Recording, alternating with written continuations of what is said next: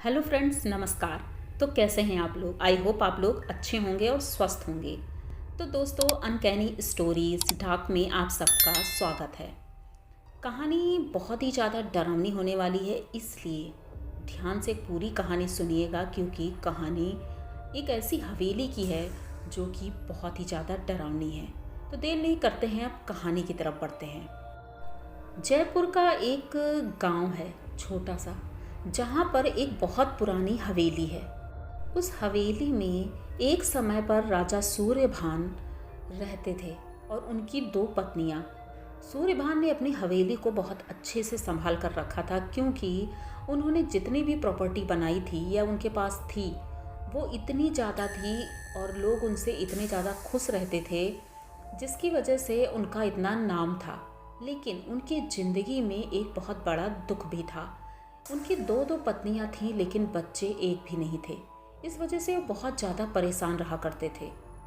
अब कहानी यहीं पर ख़त्म नहीं होती है।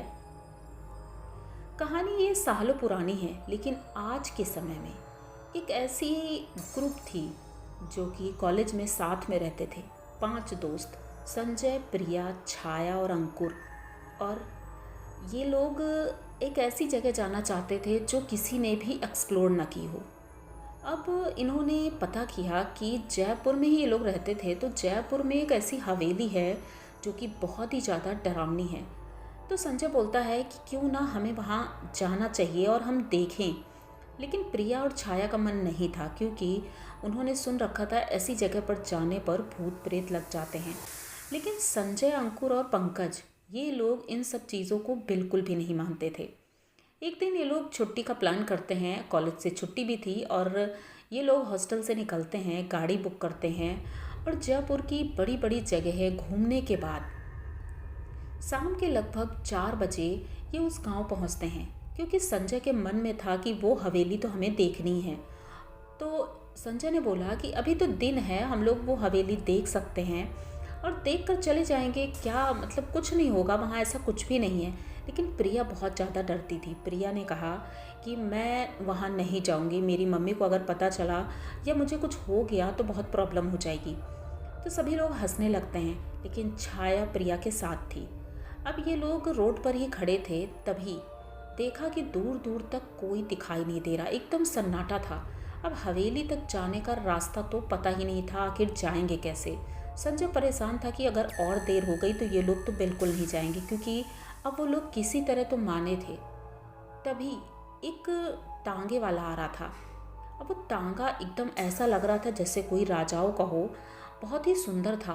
प्रिया देखकर चह उठती है और कहती है, अरे वाह, इतना सुंदर तांगा। वो तांगा आकर इनके सामने रुकता है।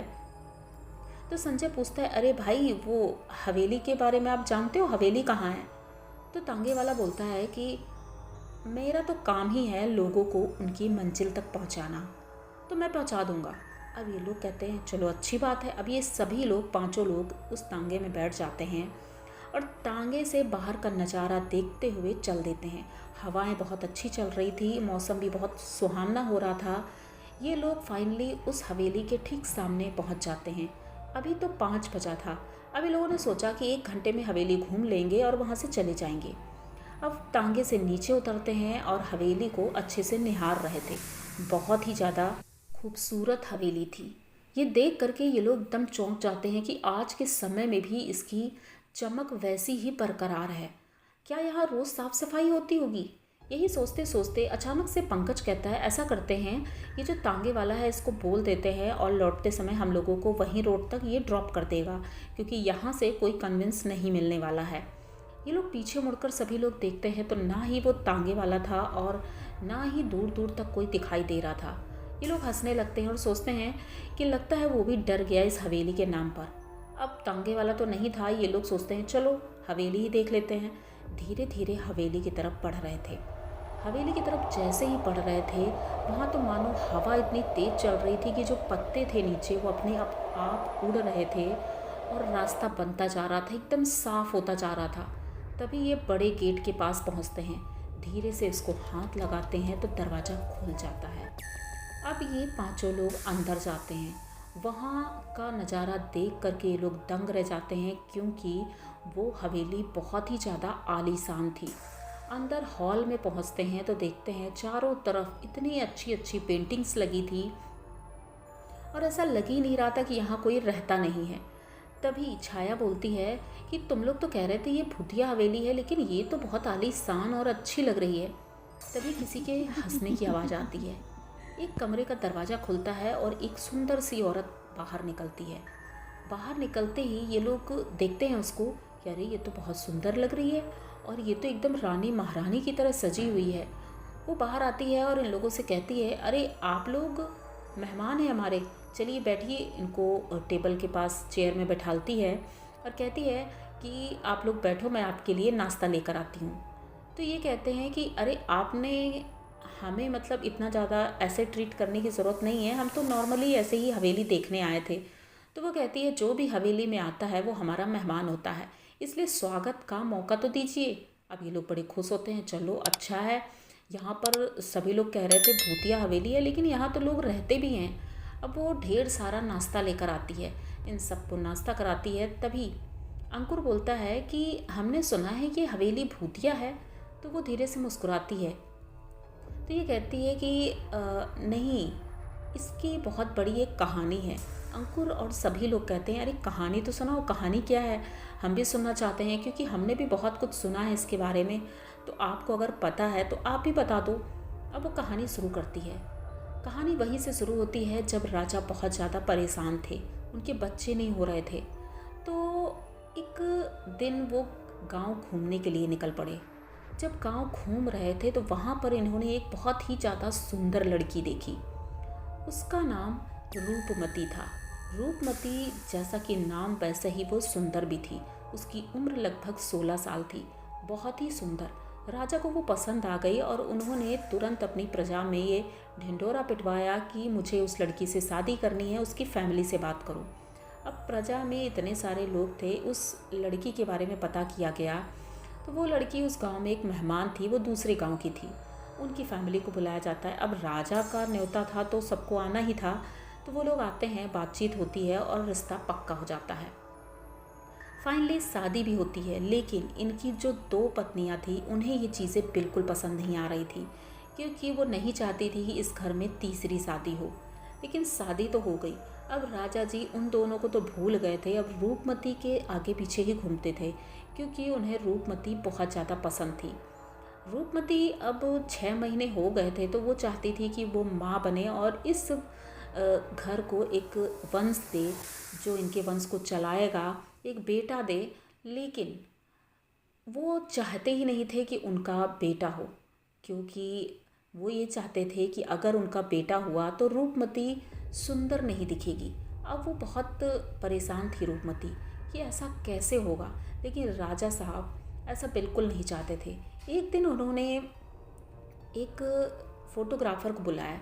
उन्होंने सोचा कि हमारा फ़ोटो निकाले। उस वक्त जिस तरह से फ़ोटो निकाली जाती थी वो ब्लैक एंड वाइट ही होती थी। तो उन्होंने जब फ़ोटो निकाली तो राजा साहब ने देखा कि फ़ोटो अच्छी नहीं आ रही है। तो उसने फ़ोटोग्राफ़र को डांटा।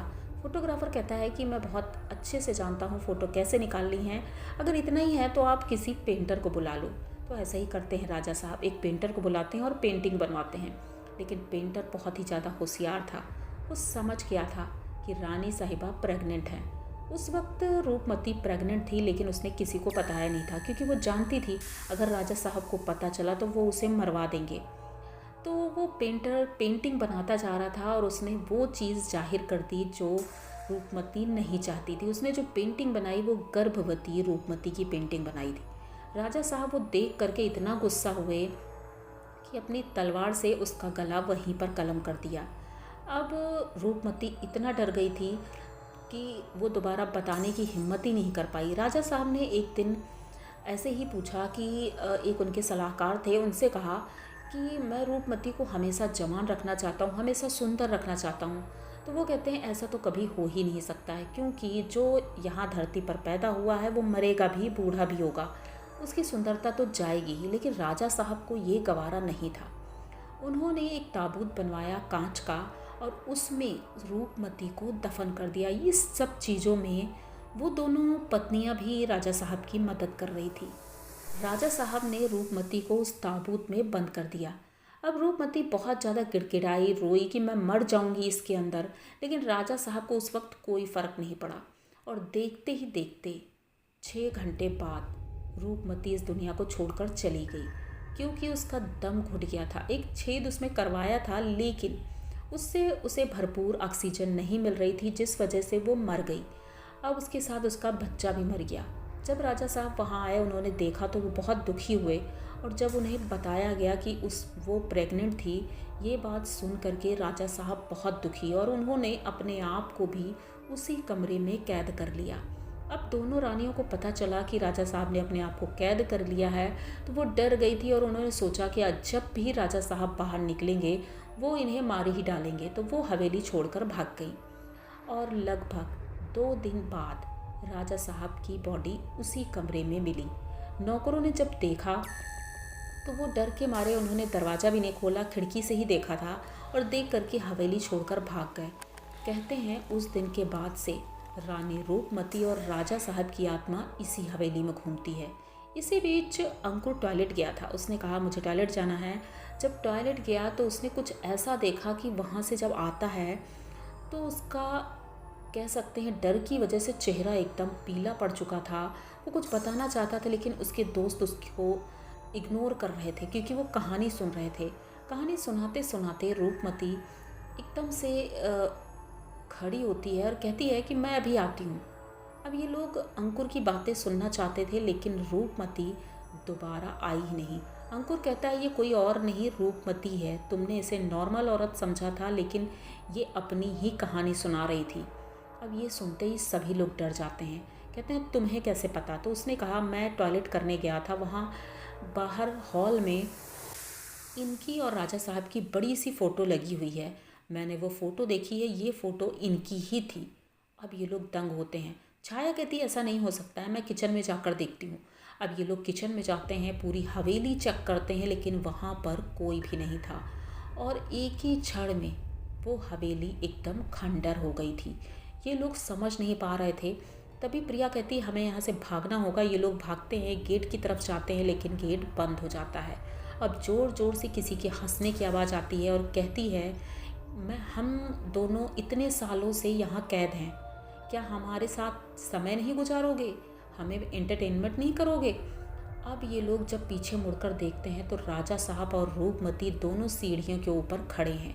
दोनों की पोशाकें राजाओं जैसी हैं, और चेहरा लेकिन इतना भयानक अब दिख रहा है। ये लोग इतना ज़्यादा डर गए, चीखते हुए सब के सब वहीं गिर जाते हैं, बेहोश हो जाते हैं। सुबह लगभग सूरज की पहली किरण के साथ इनकी आंखें खुलती हैं। जब ये उठते हैं तो प्रिया कहती है कि चलो हमें यहाँ से चलना होगा, लेकिन छाया कहती है कि अब तो सुबह हो गई है, अब किस बात का डर, अब हमें एक बहुत ज़रूरी काम करना है, हमें राजा साहब के कमरे में चलना होगा। सब लोग उसकी बात सुनते हैं और राजा साहब के कमरे में जाते हैं, और दोनों की बॉडी को वहाँ से उठाते हैं, मतलब स्केलेटन उनका रहता है वहाँ पर, उसको उठाते हैं और हवेली के ठीक पीछे जाकर उनको अग्नि देते हैं, मतलब उनका क्रियाकर्म करते हैं। मोबाइल से मंत्रों के द्वारा उनको मुक्ति दिलाते हैं, और उसके बाद वो उस हवेली से चले जाते हैं। पर कहते हैं अब हवेली उतनी डरावनी नहीं है जितनी कि कहते हैं, क्योंकि अब उनकी आत्मा वहाँ नहीं है, उन्हें मुक्ति मिल गई है, क्योंकि समय भी उनका पूरा हो गया था। शायद ये लोग इसीलिए वहाँ पर पहुँचे थे। लेकिन लोगों का कहना है जो भी इससे पहले वहाँ गया है वो तांगे वाला कई लोगों को लेकर वहाँ जा चुका है, और उन लोगों की मौत वहीं पर हुई है। तो आप लोगों को इस हवेली की ये कहानी कैसी लगी? अगर अच्छी लगी हो तो प्लीज़ चैनल को सब्सक्राइब करिए, लाइक कमेंट करिए, शेयर करिए, और बने रहिए हमारे साथ। इसी तरह की नई और अनोखी कहानियाँ मैं लेकर आती रहती हूँ।